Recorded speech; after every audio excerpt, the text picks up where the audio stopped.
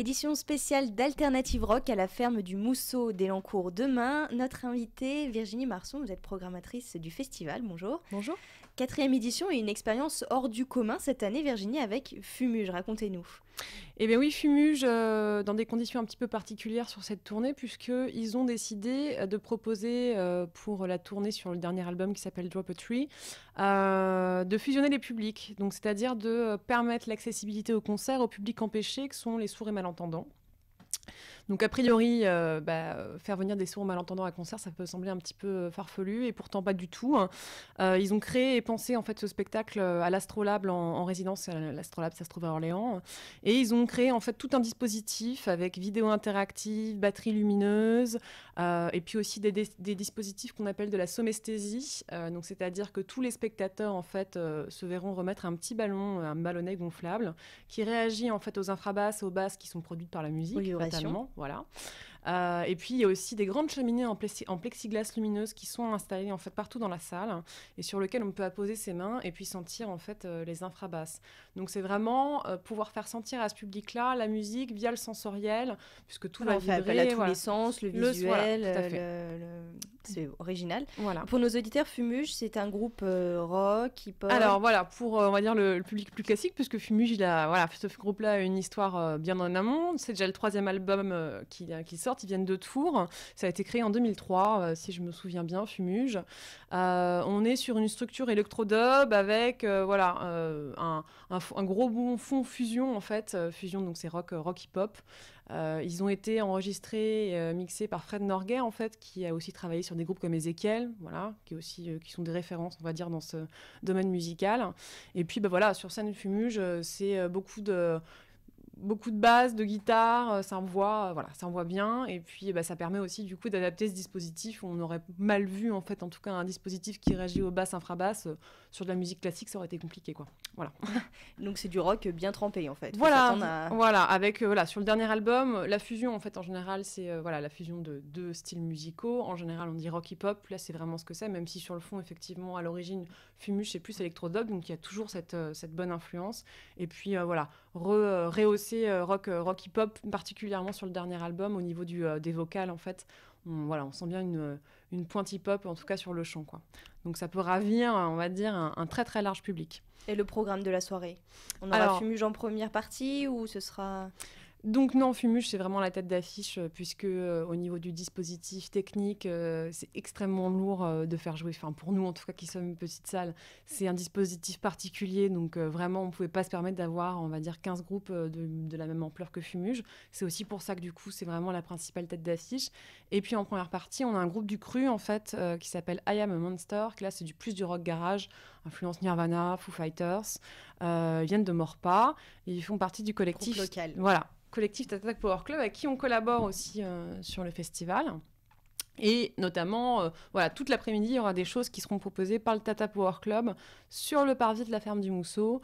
Donc animation graphe dès le début de l'après-midi, avec les élèves de l'école municipale d'art plastique qui vont créer en fait. C'est ça l'originalité au final cette année, c'est que le festival il commence dès l'après-midi avec des ateliers différents. On a l'atelier graphe. Comment ça va se passer ? Alors voilà, effectivement, cette année, on voulait vraiment proposer quelque chose de plus festif. On ne dit pas festival pour rien. Du coup, dès le début de l'après-midi, il y a un des membres du collectif qui est un graffeur qui va accompagner tout un petit groupe de personnes sur la création en direct d'une fresque qui sera installée en fait sur le parvis. Donc des panneaux de toile, tout simplement. Ils vont créer du début de l'après-midi jusqu'à milieu de soirée. Et puis, on aura aussi toujours du collectif Tata Power Club. Plus tard dans la soirée, à partir de 17h, alors ça, c'est complètement en entrée libre. Un atelier de jonglage, en fait, pour tous ceux qui ont envie d'un petit peu de s'initier au jonglage.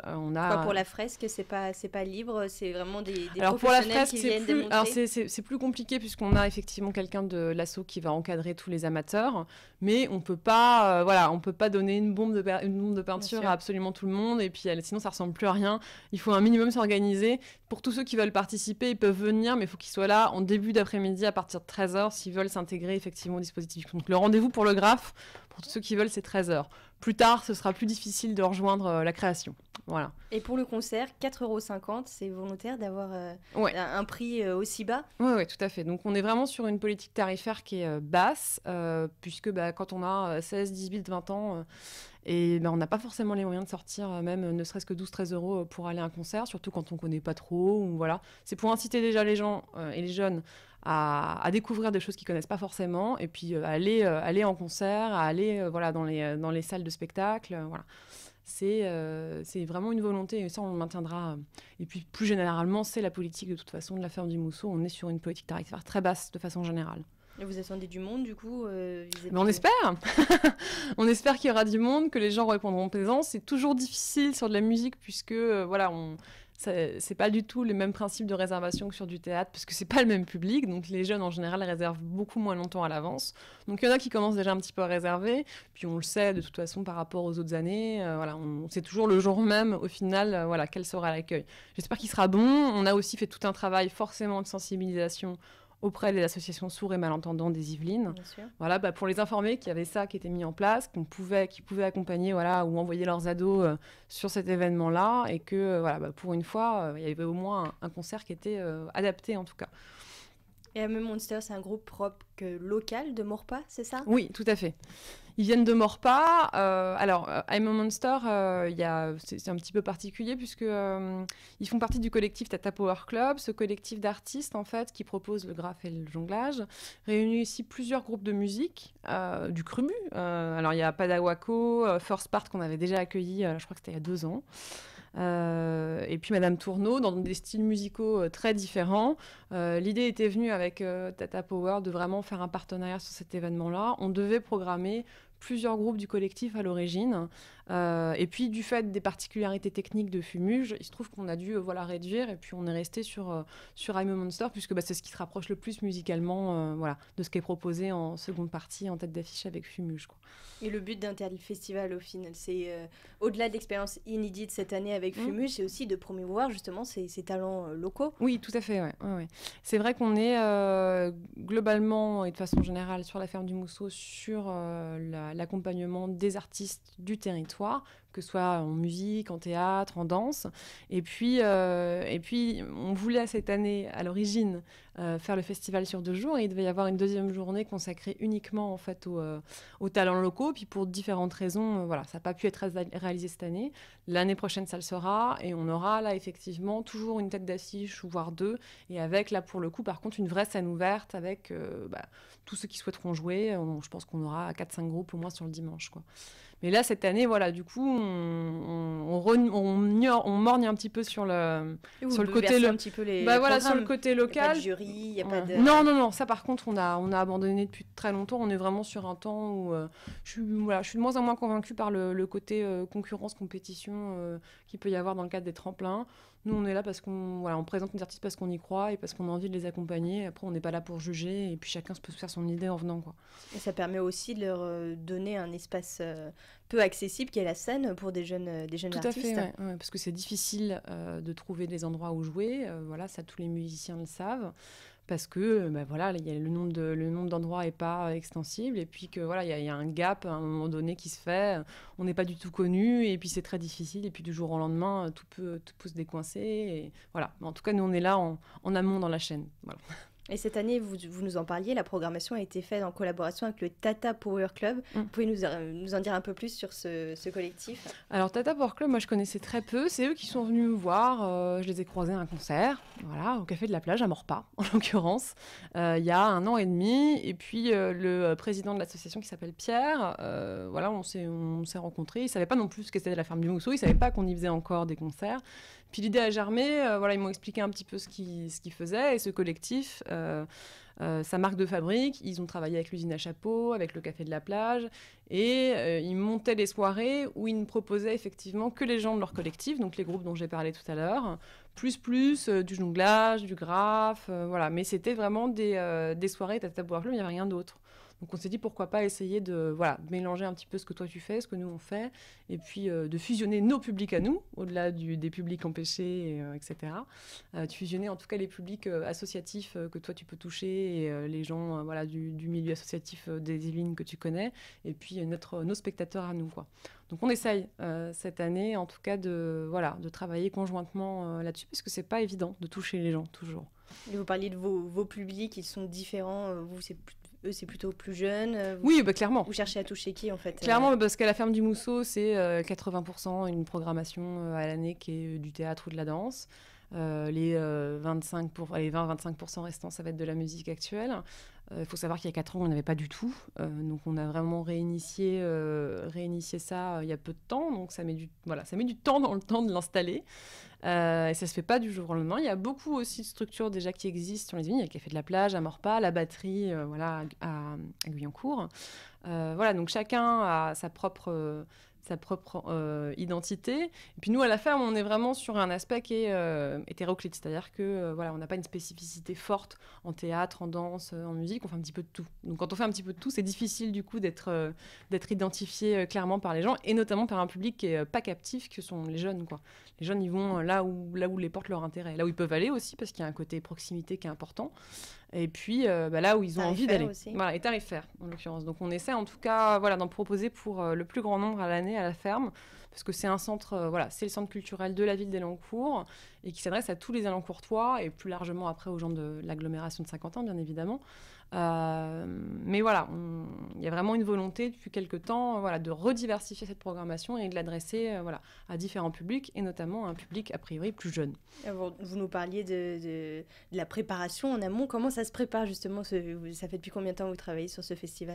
Le festival, en général, nous, on travaille sur la programmation du théâtre à N-1, c'est-à-dire que toute la programmation de la saison prochaine, là par exemple, elle est déjà faite, elle est programmée, sauf pour Alternative, où là j'ai juste annoncé Alternative dans la plaquette. Et par contre, je ne sais pas du tout ce qui sera programmé. En général, je commence à m'en inquiéter sévèrement 3 mois avant le concert, parce qu'il y a aussi un phénomène, c'est qu'en musique, les groupes émergents, c'est difficile de savoir un an à l'avance ce qui va fonctionner, ce qui sera le plus intelligent à proposer à tel moment de l'année. Donc c'est vrai que là-dessus, je me laisse moi toujours, mais c'est comme ça d'ailleurs que fonctionnent beaucoup de salles de concert. Peu de salles de concert fonctionnent avec une programmation à l'année, c'est toujours au trimestre, c'est pas pour rien. Donc voilà, là-dessus, on a essayé du coup de coller au fonctionnement qui nous semblait le plus judicieux, quitte à pas pouvoir annoncer un an avant ce qu'il y aurait sur Alternative. Difficile aussi de les caler, ces artistes, puisque la plupart du temps, ce sont des jeunes artistes qui cherchent encore à faire leur place. Donc ils ont aussi des tournées où ils vont un petit peu où Alors c'est vrai que c'est pas toujours évident, d'où l'intérêt de pas s'y prendre trop tard non plus. 3-4 mois avant, j'ai jamais eu trop de soucis, sauf sur un groupe ou deux où effectivement on n'a pas réussi à trouver de date, puisque par contre, moi, la difficulté que j'ai, c'est que même si je n'annonce pas le nom du groupe un an avant, par contre, j'ai une date qui est fixée. Donc s'ils ne sont pas dispo à cette date-là, pour moi, c'est pas du tout possible de décaler. Donc là, effectivement, c'est compliqué, mais on sait que par contre, sur la scène musicale française, au niveau jeune talent, c'est pas ça qui manque, de trouver des groupes de qualité. Je suis jamais en difficulté. Si effectivement, à un moment donné, j'ai une réponse négative, je sais que je pourrais toujours faire venir un autre groupe. C'est aussi, c'est le jeu pour tout le monde. Hein. Voilà. Alors c'est plus difficile pour eux que pour nous quand même. Hein. Donc en général, ils s'étaient arrangés. Donc demain, expérience inédite, donc avec Fumuge, l'ambiance. Vous pensez que ça va être... j'espère que ça va être une ambiance électrique. Non, je pense que j'aimerais bien que ce soit quelque chose d'assez... Alors familial, pas dans le sens péjoratif du terme, mais en tout cas sur toutes les années, dernières éditions passées qu'on a eues sur l'Alternative, on se retrouve avec effectivement des parents qui accompagnent leurs enfants, des ados qui viennent tout seuls. Un public très très hétéroclite. C'est vraiment ce que je trouve intéressant, dans ces moments un petit peu fédérateurs. On arrive juste avant les vacances d'été, tout le monde a envie de se détendre, de voir un bon concert. Voilà.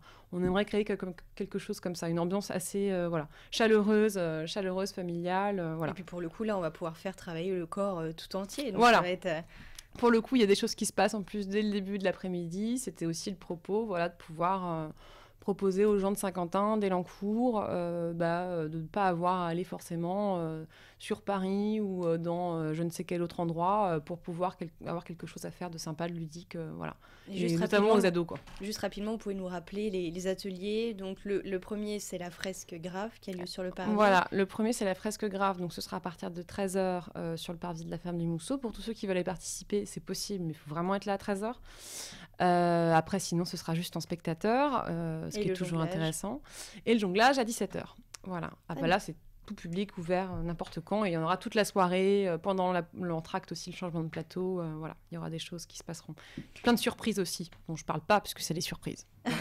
Virginie Marson, merci d'avoir été avec nous. Je rappelle, vous êtes programmatrice du Festival Alternative Rock qui a lieu demain. On vous souhaite un bon festival. On espère que ça mènera beaucoup de monde à venir découvrir la ferme du Mousseau. Vous retrouverez toutes les informations pratiques et bien plus encore, du coup, sur les surprises sur notre site internet, le www.radiosensation.tv. Merci. Merci.